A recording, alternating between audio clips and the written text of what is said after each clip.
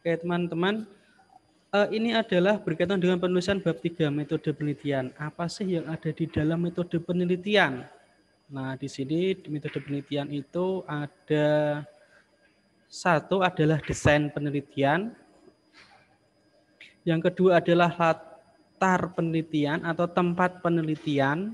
Nah, yang ketiga adalah subjek penelitian. Yang keempat adalah fokus penelitiannya. Nah, yang kelima adalah sumber datanya. Nah, yang keenam adalah teknik pengumpulan datanya. Nah, yang ketujuh adalah teknik analisa data. Yang kedelapan adalah teknik keabsahan data. Nah, ini teman-teman yang harus dilakukan. Metode penelitian itu apa? Metode penelitian itu adalah caranya, tahapannya secara prosedural dalam melakukan penelitian. Jika kalian bingung di metode penelitian ini, dipastikan kalian nanti akan kesusahan di lapangan. Nah, untuk itu agar tidak bingung, ya kalian harus memahaminya. Nah, di sini mulai desain ya, kita akan membahas satu persatu.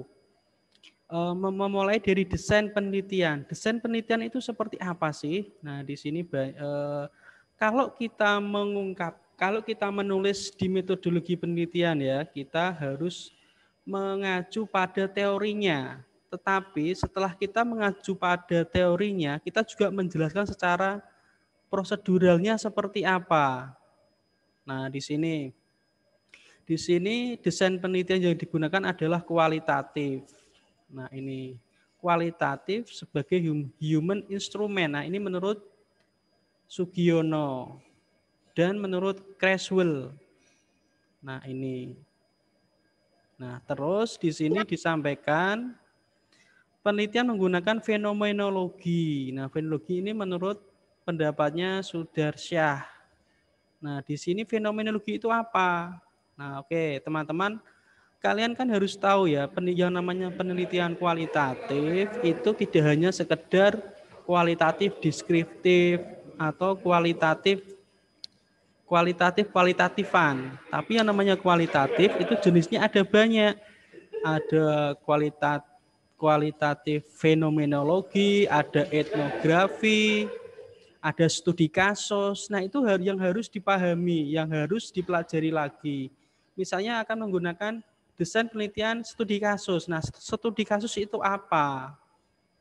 Nah, itu harus dijelaskan. Jangan hanya penelitian ini menggunakan kualitatif. Jangan seperti itu ya. Tapi penelitian ini menggunakan kualitatif dengan pendekatan studi kasus atau dengan pendekatan fenomenologi. Nah, kalau di sini pendekatannya adalah fenomenologi. Nah, harus seperti itu. Nah, di sini berkaitan dengan desain penelitiannya. Nah, terus yang kedua adalah latar penelitian atau tempat penelitian di mana. Nah, ini dijelaskan.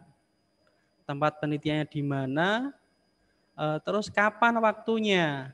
Yang namanya penelitian kualitatif itu kurang lebih 3 bulan ke atas atau minimal 3 bulan.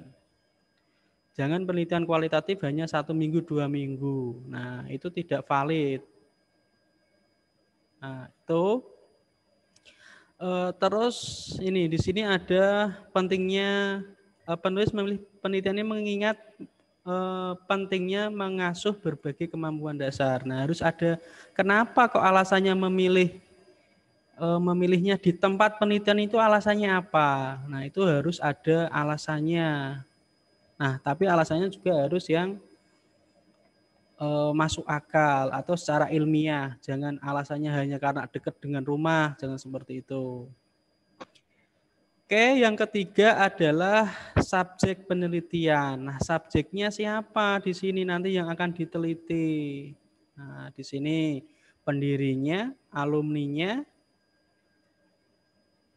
sama relawan aktifnya. Nah, fokus penelitiannya apa? Nah, fokus penelitian ini ditempuh melalui observasi, wawancara, dokumen, dan lain sebagainya. Nah, ini di sini ada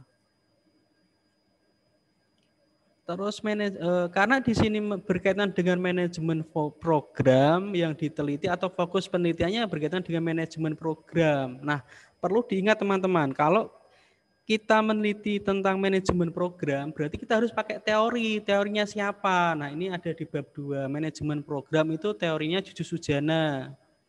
Ya, di sini. Di sini berkaitan dengan manajemen program. Itu teorinya Juju Sujana. Nah, di sini ada. Terus ini faktor pendukung dan penghambat. Nah, di sini apa namanya? Fokus penelitian itu disesuaikan dengan rumusan masalah kita. Nah, kalau di sini fokus penelitiannya 2, manajemen program dan faktor penghambat dan pendukung, ya berarti ini adalah rumusan masalah. Nah, ini yang harus juga dipikirkan.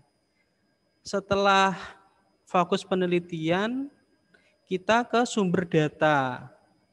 Nah, sumber data itu ada primer dan sekunder. Sumber data primer itu apa? Sekunder itu apa? Nah, ini harus dijelaskan ya. Nah, menurut siapa sumber data primer itu apa? Menurut Moleong misalnya data sekunder itu apa? Nah, harusnya di sini ada dijelaskan ini teorinya siapa, terus dijelaskan lagi penjelasannya, Sumber data sekunder itu siapa saja berkaitan dengan foto-foto, video, kelas literasi yang telah dilaksanakan. Nah, ini juga harus mendetail ya. Videonya tidak hanya sekedar video-video, tapi di sini video kelas literasi yang telah dilaksanakan. Nah, ini berarti nanti di sini juga harus ada kelas-kelas, harus ada bukti video perkuliahannya gitu. Video pembelajarannya. Nah, itu data sekunder primer. Terus ini teknik pengumpulan data. Nah, ini teknik pengumpulan data ada observasi. Nah, ini dijelaskan observasinya kepada siapa. Nah, harusnya di sini ada ya. Ini ada enggak ya? Observasi menggunakan teknik ini mengamati terlibat dalam menjadi relawan. Nah, ini observasinya dengan menjadi relawan. Nah, terus wawancaranya kepada siapa ini? Ada enggak di sini? Harus ada juga. Nah, ini menurut Monleong. Wawancaranya kepada ada enggak? Nah, di sini enggak ada, teman-teman. Berarti di sini perlu ditambahkan yang mau wawancarai itu siapa? Nah, misalnya kepada kepala sekolahnya atau kepada relawannya, ada berapa relawannya. Nah, nanti disampaikan di sini agar nanti tidak bingung saat melakukan wawancara. Terus dokumentasi. Nah, dokumentasi tadi apa yang akan dijadikan sebagai bahan dokumentasi. Nah, di sini ini hanya sekedar teori ya, bentuk gambar, catatan buku, surat kabar, dan lain sebagainya. Nah, kalau bisa dokumentasi ini ya berkaitan dengan kira-kira apa nanti yang akan dijadikan dokumentasi. Misalnya nilai rapot itu kan dokumentasi, atau RPP, RPS, RKH misalnya kalau dalam pembelajaran. Nah, itu yang harus dijadikan dokumentasi, atau foto-foto pembelajaran. Nah, itu adalah dokumentasi. Intinya apa? Setelah menulis teori itu langsung nanti dijelaskan secara lebih detail. Nah, ini begitu juga dengan ini ya. Coba nanti teman-teman kalau lebih pasnya itu kalian coba cari referensi atau cari skripsi. Seperti apa sih metode penelitiannya? Nah, kalau metode penelitiannya itu hanya teori-teori saja, nah itu berarti kurang pas. Yang pas seperti apa? Yang pas adalah setelah teori itu dijelaskan secara prosedural. Nah, prosedural tadi misalnya melakukan wawancara, yang diwawancara siapa saja. Nah, itu namanya secara prosedural. Oke. Dokumentasi sudah, terus teknik analisis data. Nah, ini yang sering sekali terjadi permasalahan atau sering kali terjadi kesalahan. Menurut and Haberman, yang namanya Mills and Haberman. Nah, itu namanya teknik analisis data itu ada 4. Nah, di sini ada pengumpulan data, ada reduksi data, ada penyajian data, dan penarikan kesimpulan atau verifikasi data. Nah, ini menurut Mills and Haberman. Tetapi kalau di bukunya Moleong, nah ini teman-teman jangan sampai kalau bisa bukunya Moleong disingkirkan saja. Pakai buku yang lain selain Moleong. Karena apa? Menurut saya bukunya Moleong itu menyesatkan. Nah, kenapa saya bilang menyesatkan? Karena di bukunya Moleong, analisis data itu ada 3. Nah, padahal teknik analisis data menurut Mills and Haberman di bukunya, nah itu ada 4. Nah, itu makanya menurut saya menyesatkan. Nah, di sini teknik analisis data ada 4. Nah, di sini kira-kira analisis data ada 4 itu atau 1 pengumpulan data. Nah, pengumpulan datanya seperti apa? Reduksi datanya seperti apa? Penyajiannya, penarikan kesimpulannya seperti apa? Nah, itu harus dijelaskan juga, tidak hanya sekedar teori ya, tapi juga dijelaskan. Nah, seperti ini analisis data tahap awal, terus tahap deskripsi esensinya. Nah, terus tahap ini berkaitan dengan tahapan-tahapannya. Nah, di sini teknik analisis data, pengumpulan datanya apa, reduksinya apa, penyajiannya apa, penarikan apa. Nah, di sini coba kita cek ya, pengumpulan datanya ada nggak di sini? Nah, kalau di sini tidak ada ya berarti ini kurang pas. Nah, gitu. Berarti ini adalah contoh yang kurang tepat. Nah, di sini analisis data tahap awal, tahap horizontalization, tahap cluster. Nah, ini juga kurang tepat ya, harusnya ini dijelaskan pengumpulan data apa saja yang akan dikumpulkan, reduksi apa yang akan direduksi, penyajian apa yang akan disaji, penarikan apa yang akan ditarik kesimpulannya atau verifikasinya. Nah, oke, itu. Setelah itu yang terakhir adalah teknik keabsahan data. Nah, teknik keabsahan data, kenapa data dikatakan absah? Atau kalau di kuantitatif itu kenapa data dikatakan valid gitu ya. Nah, ini menurut Sugiono dan menurut Moleong menggunakan namanya triangulasi. Nah, triangulasi itu berarti ada 3 tri ya. Nah, di sini triangulasi itu ada 3. Triangulasi apa? 3 itu. Nah, di sini bisa menggunakan triangulasi sumber, triangulasi teori, dan triangulasi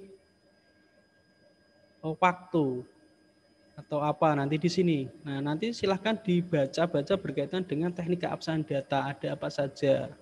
Nah, kalau di penelitiannya ini yang kita jadikan panduan ini adalah triangulasi sumber. Dan ini ada triangulasi teknik. Nah, ini menggunakan 2 cara ya, menggunakan triangulasi sumber dan triangulasi teknik. Nah, di sini membandingkan pengamatan dan wawancara, membandingkan data pengamatan dan dokumen, membandingkan data hasil wawancara dan dokumen. Nah, ini teknik-teknik triangulasi.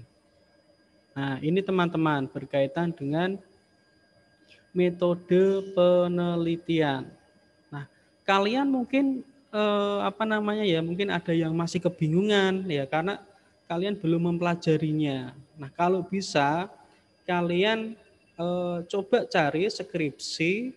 Kalau kalian masih bingung nanti bisa ditanyakan. Kalau kalian langsung mendapatkan mendapatkan pengetahuan tapi kalian belum tahu pondasinya, ya nanti kalian akan kebingungan. Nah, untuk itu teman-teman silahkan mulai minggu ini kalian cari referensi atau cari skripsi-skripsi berkaitan dengan metodologi penelitiannya. Nah, akan tetapi juga kalian harus perhatikan ya, ini skripsi yang baik dan yang tidak baik seperti apa. Nah, intinya cobalah cari skripsi, kalau kalian kebingungan, nanti minggu depan kita akan bahas, silahkan nanti kalian mau bertanya tentang apapun berkaitan dengan metodologi penelitian. Nah, dan tidak menutup kemungkinan teman-teman silahkan minggu depan kalau ada yang mau konsultasi lagi di bab 1 dan bab 2 dan bab 3 ini ya, silahkan kalau nanti atau hari ini ada pertanyaan, kita ada tanya jawab dulu. Kalau enggak ada ya sudah, berarti tidak ada yang kita diskusikan. Minggu depan kita ketemu lagi dengan melalui Zoom ya. Kita akan konsultasi bab 1, 2, dan 3. Setelah itu minggu depannya kalian membuat PowerPoint untuk mempresentasikan proposal skripsi kalian. Oke, itu cukup dari saya. Ada yang mau bertanya?